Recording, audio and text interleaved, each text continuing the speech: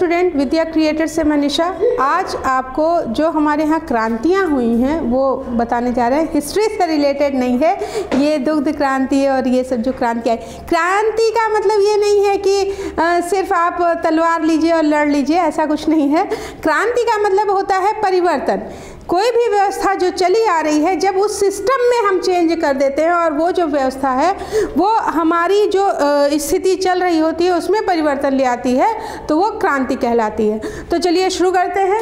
हम देख रहे हैं विभिन्न क्रांतियाँ जो हमारे देश में हुई हैं और किनके द्वारा करी गई हैं और इनसे हमको क्या फ़ायदा हुआ है, एक बारी देख लेते हैं। क्योंकि जो हमारे सिविल सर्विसेज में चाहे PCS हो, चाहे आपका RO हो या वनडे एग्जाम्स हो, सभी में इससे एक क्वेश्चन जरूर ही पूछा जाता है। मोस्ट इम्पॉर्टेंट चैप्टर है, मतलब ये आपसे आशा करी जाती है कि ये तो आपको याद ही होगा। ठीक है, तो जब याद ही होगा तो चलिए याद कर लेते हैं। तो हरित क्रांति सबसे पहले हम देखते हैं। तो जो हमारी हरित क्रांति है वो ग्रीन रेवोल्यूशन, वो कृषि उत्पादन से संबंधित है। शुरुआत में क्या था, हम कृषि प्रधान हमारा देश है, बट उत्पादन के क्षेत्र में देखें तो क्योंकि हम कोई तकनीकी का प्रयोग नहीं करते थे, बीज उन्नत नहीं थे, या मिट्टी को देख के हम उत्पादन नहीं करते थे और कीटनाशकों का प्रयोग नहीं करते थे, तो इन सब के कारण क्या था कि क्षेत्र तो ज़्यादा होता था बट उत्पादन कम होता था। तो उसके लिए एक रेवोल्यूशन आया है, वो आपका हरित क्रांति कहलाया है। और ये जो आपका शुरू किया गया था MS स्वामीनाथन जी के द्वारा शुरू करा गया था 1966 to 67 में।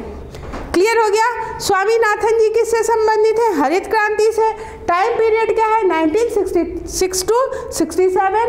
और कृषि उत्पादन से आपकी हरित क्रांति संबंधित है।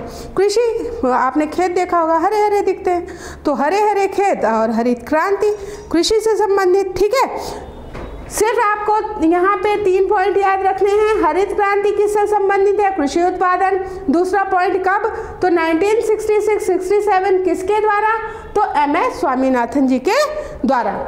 फिर बात करते हैं श्वेत क्रांति की, ऑपरेशन फ्लड, व्हाइट रेवोल्यूशन। ठीक है, तो इसके जनक जो है आपके वर्गीस कुरियन जी हैं। ये किसी पहचान के मोहताज नहीं हैं, ठीक है, क्योंकि इनका नाम बच्चों के मुंह पे, जुबान पे है। ठीक है, तो वर्गीस कुरियन के द्वारा श्वेत क्रांति लाई गई थी। हमारे यहाँ क्या था कि गायें भैंसें हम बहुत पालते थे, हर घर में थी, लेकिन वो दूध कितना देती थी, 1 पाव भी नहीं देती थी। 5 गाय मिल करके जो हमारे यहाँ उत्पादन होता है वो 1 किलो का भी नहीं होता था। क्यों, क्योंकि हम उसको छोड़ देते थे, तो जो उसको अनाज या इधर उधर से कुछ मिला वो उसने खाया। उनके खाने पे जब हम ध्यान नहीं देंगे तो उत्पादन कैसे अच्छा होगा। तो अब क्या हुआ कि हमने उनके खाने पे एक डेयरी फार्म पूरा एक जगह उनकी पूरी व्यवस्था कराई, तो दूध के उत्पादन के क्षेत्र में भी क्रांति आई है। और ये क्रांति किनके द्वारा आई है, वर्गीस कुरियन जी के द्वारा।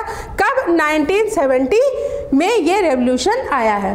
फिर बात करते हैं नीली क्रांति की। नीली क्रांति हमारी मछली उत्पादन से संबंधित है। ठीक है, और इसका जो टाइम पीरियड है 1985 to 90, और ये अरुण कृष्णन जी के द्वारा शुरू करी गई है। ठीक है, तो अरुण कृष्णन नीली क्रांति से, नीली क्रांति मत्स्य उत्पादन से। ठीक है, श्वेत क्रांति दुग्ध उत्पादन से और हरित क्रांति कृषि उत्पादन से संबंधित है। फिर बात करते हैं गुलाबी क्रांति। गुलाबी क्रांति आपकी 2 चीज़ों से संबंधित है, एक तो प्याज और एक दूसरी है आपकी झींगा मछली। तो अगर ऑप्शन में झींगा मछली हो तो वो भी सही होगा, अगर प्याज हो तो वो भी सही होगा। अब इसका टाइम देख लेते हैं। ये शुरू हुआ है रेवोल्यूशन 1996 में, और इसको शुरू किया है दुर्गेश पटेल जी ने। ठीक है, गुलाबी क्रांति प्याज और झींगा मछली से, और शुरुआत करी है दुर्गेश पटेल जी ने। टाइम कब है, 1996। फिर पीली क्रांति, हम जो हमारे क्षेत्र हैं, हमारे यहाँ हर तरह का अनाज मिलता है, क्योंकि हम कर्क रेखा हमारे बीच से गुजर रही है और भूमध्य रेखा से हम काफ़ी नज़दीक हैं। इस वजह से हमारे यहाँ हर तरह की फसलें मिलती हैं, दलहन भी है और तिलहन भी है। तो पीली क्रांति की शुरुआत हुई है विशेषकर सूरजमुखी और अन्य तिलहन फसलें जैसे तिल हो गया, अलसी हो गया, सोयाबीन हो गया, मूंगफली हो गया, इनके लिए जो है ये शुरू हुई थी। और सैम पैत्रोदा के द्वारा शुरू किया गया था और इनका जो समय है वो 1986 to 87 है। चीज़ें समझिएगा तो जल्दी याद हो जाएंगी। डेट्स जब हम याद करते हैं तो हम क्या करते हैं कि किसी के डेट ऑफ बर्थ या जो आप हिस्ट्री में किसी का पढ़े होंगे तो उससे रिलेट कर लेंगे या इसी को ही सीक्वेंस में लगा के हम डेट याद कर लेते हैं। ठीक है, तो जब इसको हम बार बार पढ़ते हैं, कभी आपने सोचा है कि पूरी रामायण कैसे हमको याद हो जाती है? क्यों? क्योंकि हम उसको सुन रहे हैं और बोल रहे हैं। पूरी आप हनुमान चालीसा ऐसे ही याद कर लेते हो, कभी तो हमने सोचा नहीं कि हम याद करेंगे, या आरती हमारे ज़ुबान पे अपने आप उसी धुन में हम बोलने लगते हैं। वही चीज़ आपको यहाँ करनी है। क्यों?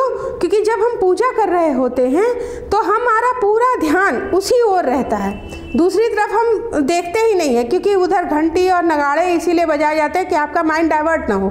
तो यहाँ भी अगर आप माइंड डाइवर्ट नहीं करेंगे तो किसी ट्रिक की ज़रूरत नहीं है, बस आपको समझना है और याद करना है। चलिए फिर से शुरू करते हैं। जो लाल क्रांति है वो दो चीज़ों से है, मांस और टमाटर, लाल और गुलाबी।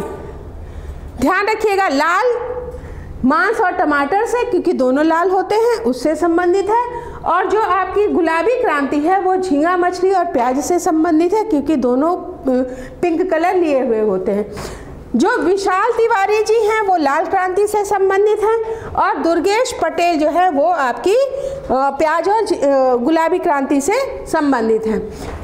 अगर लाल क्रांति की बात करें तो इसकी शुरुआत हुई है 1970 में और विशाल तिवारी जी के द्वारा। फिर गोल क्रांति, जो गोल क्रांति है वो आलू उत्पादन से संबंधित है। आलू आपने देखा होगा गोली तो होती है, तो गोल क्रांति आलू उत्पादन। अंडा जो है वो रजत क्रांति से है, गोल होता है बट रजत होता है।